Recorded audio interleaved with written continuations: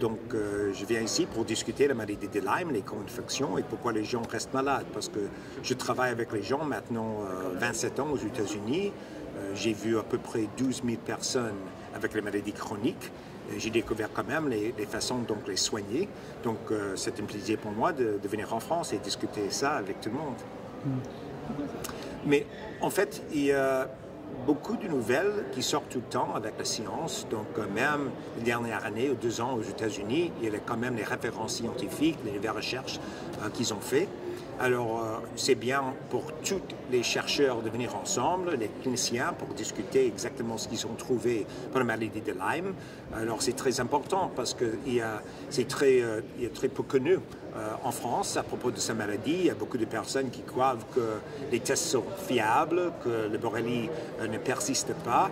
Et en fait, les tests ne sont pas fiables. C'est test à 2 étapes.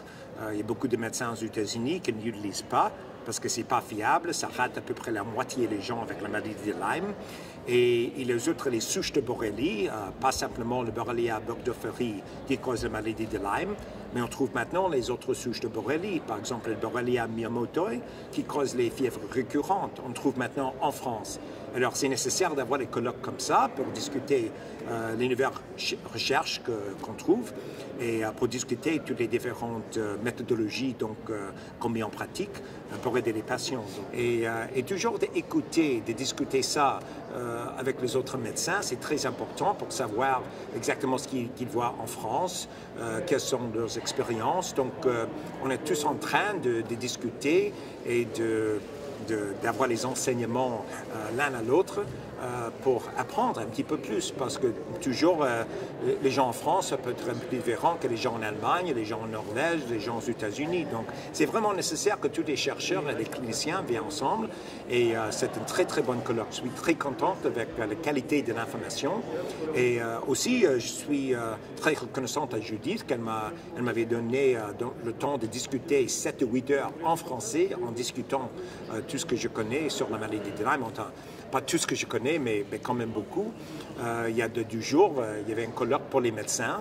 Et je crois pour l'apprentissage, c'est très important parce que c'est très peu connu ici en Europe, en France. Les gens ne comprennent pas les maladies de Lyme, comment traiter les co-infections, quelles sont toutes les choses, les étiologies qui se chevauchent chez les gens, pourquoi ils restent malades. J'étais en Norvège en 2 semaines en discutant exactement la même chose parce que c'est une vraie épidémie, c'est une pandémie mondiale maintenant, avec toutes les différentes souches de Borrelia, pas simplement le Borrelia burgdorferi, mais Borrelia abzali qui cause les ectodermatites, Borrelia garini qui cause les neuroborrélioses, Borrelia miyamotoi avec fièvre récurrente. Avec toutes les différentes souches de borrélie, ce n'est pas possible vraiment de trouver donc, la cause des maladies. Alors, il faut que le gouvernement travaille ensemble avec nous. Parce que les tests maintenant, ce n'est pas possible de trouver toutes les différentes souches de borrélie. Il y a 100 différents pyroplasmes de babesiosis dans le monde. Maladie de Lyme, il y a 300 souches dans le monde. Les mycoplasmes, il y a quand même beaucoup. Bartonella, au moins une trentaine de différentes souches qui causent des problèmes neurologiques. Alors, je ne sais pas si le gouvernement se rend compte de toutes les différentes souches de bactéries, des virus, des parasites qui se trouvent dans les êtres humains, et aussi de façon que moi je trouve par exemple les neurotoxines, les métaux lourds, le plomb, le mercure, les problèmes avec les intolérances alimentaires. Donc je trouve beaucoup de choses qui causent l'inflammation dans le corps. Donc c'est une épidémie mondiale et tout le monde doit venir ensemble pour travailler ensemble pour trouver les solutions. Donc j'ai déjà trouvé beaucoup de solutions pour les malades avec la maladie de Lyme. Mais quand même, c'est nécessaire qu'on travaille ensemble parce que tout le monde, quand même, a des connaissances dans un pays, peut-être qu'on n'a pas dans un autre pays. Et c'est nécessaire qu'on travaille comme ça pour trouver les solutions. Parce que même si 90%, 95% des gens qui viennent chez moi, ils vont mieux, donc ils peuvent avoir l'espoir, il y a quand même 5 ou 7% des gens.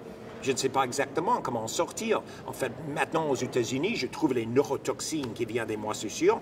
Peut-être ça, c'est la solution. Et les chercheurs en France, les cliniciens, peut-être ils ne sont pas en train de regarder pour voir s'ils ont des neurotoxines, des moisissures. Donc, c'est vraiment nécessaire de partager les connaissances avec tout le monde parce qu'on peut soigner les malades qui sont tellement malades avec les fatigues, les douleurs, les problèmes de mémoire et de concentration. C'est une maladie épouvantable et c'est notre responsabilité comme médecin pour partager cette information pour aider tout le monde.